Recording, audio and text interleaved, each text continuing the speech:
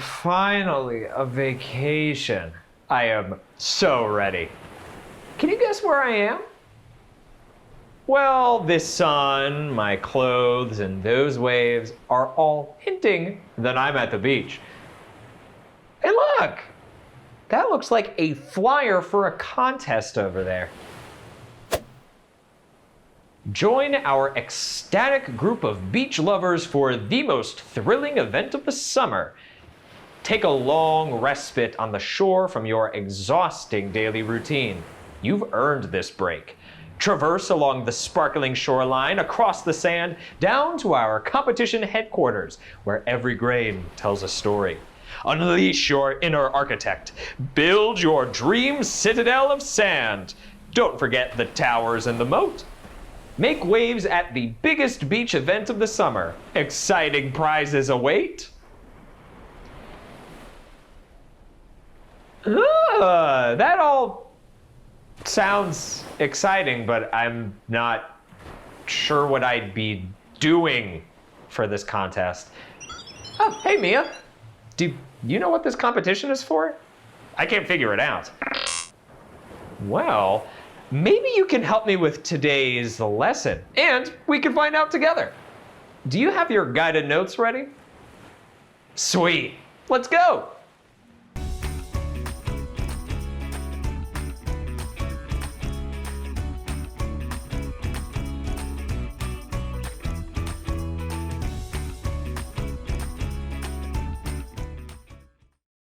For today's lesson, we'll be learning about inference context clues. You're already experts at finding synonym and antonym context clues, so let's review those. Remember that synonym context clues use a similar word to repeat or restate the unfamiliar word in a text. For example, Mia was elated or excited to get to the beach. Elated means excited.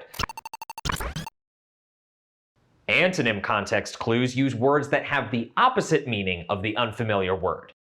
For example, despite her apprehension, Mia bravely dove beneath the rough waves.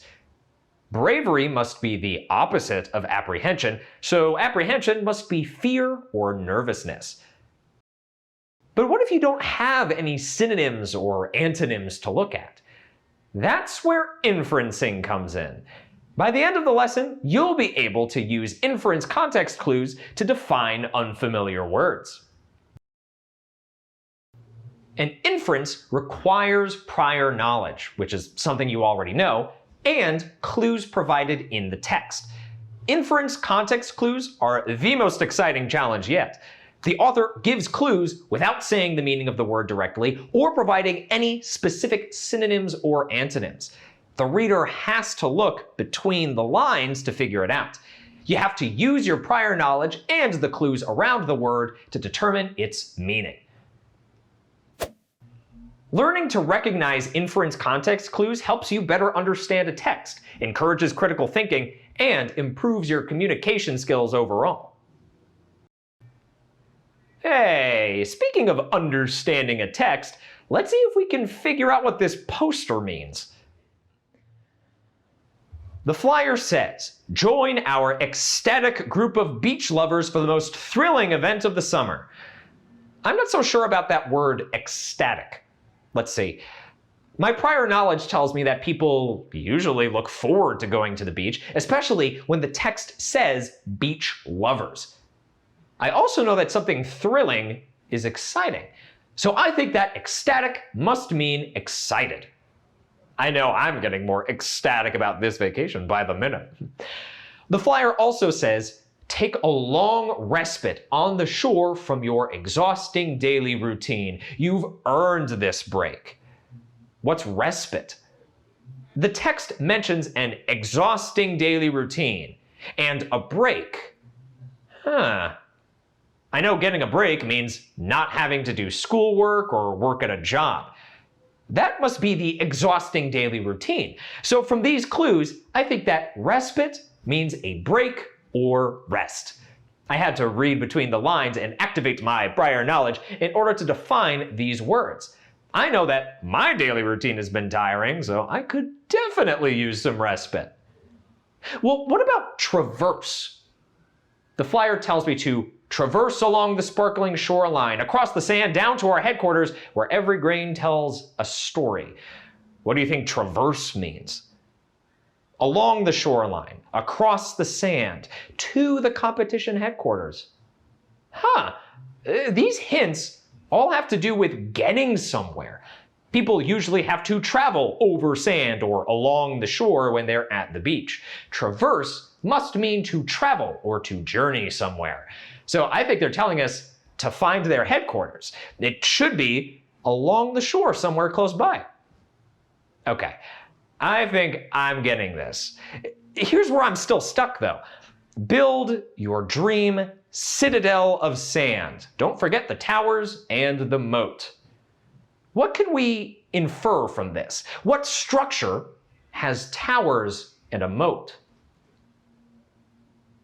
Is there something that people make out of sand with towers and moats at a beach?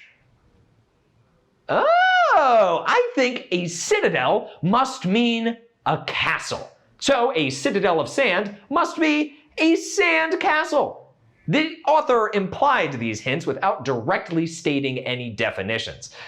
I think I want to enter this competition. This next example is all you. You got this. Throughout the beach day, Mia found respite under the large, colorful parasol, appreciating its shade and the breeze in the intense heat. Can you make an inference and figure out the meaning of the word parasol? Pause the video and write down your answers in your guided notes, then meet me back here.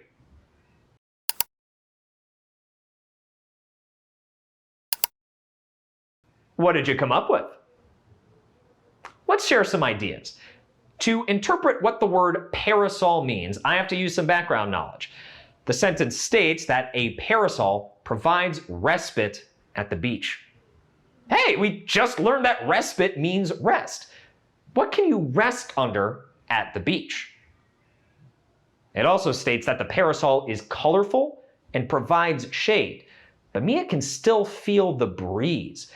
What would you find on the beach that's colorful, provides shade, but lets you feel the breeze? I'm thinking that a parasol must be a large umbrella. Great work! Remember, this type of context clue doesn't contain a definition, example, synonym, or antonym. When you encounter an inference context clue, you have to look for the hints in the text, and you usually have to use some kind of prior knowledge to make your inference. You can find more practice in your PDF. All right, Mia, are you ready to enter this sandcastle contest? Why don't we traverse over the sand to enter the competition? Ooh, maybe our citadel should have those pointy tops. Can we decorate it with shells? Wait, can it have a drawbridge? Or a dragon? Ooh, what about this?